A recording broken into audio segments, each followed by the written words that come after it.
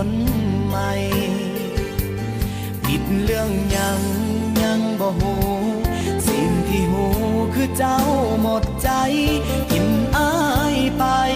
ตัดสายสัมพันธ์เป็นแฟนกันก็นานหลายปี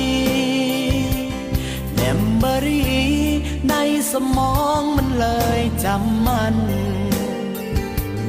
คนเคยหักแต่ใจลา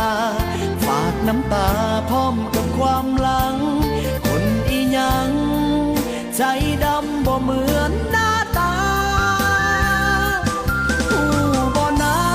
ว่ามีคนคิดฮอดเจ้าหลายยันสิตายย้อนความคิดถึงใบหน้าเศษเส้นผมยังติดหมอนอายถนอมมันทุกเวลาบอกตัวเองว่าวันหนึ่งเจ้าจะหวนมา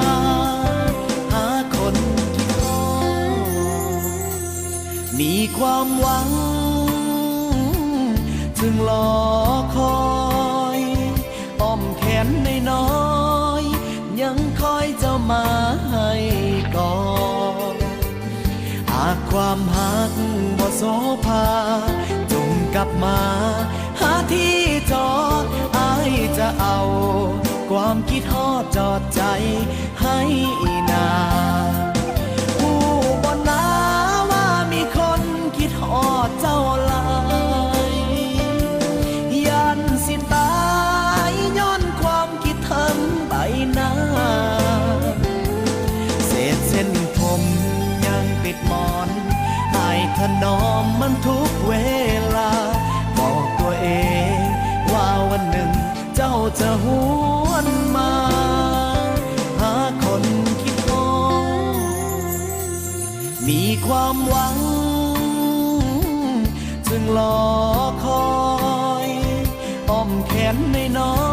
ยๆยังคอยเจ้ามาให้กอดหากความหักบ่โสภาจงกลับมาหาที่จอดอ้ายจะเอาความคิดฮอดจอดใจให้นาหากความหักบ่โสภาจงกลับมาหาที่จอดอ้ายจะเอาความคิดฮอดจอดใจ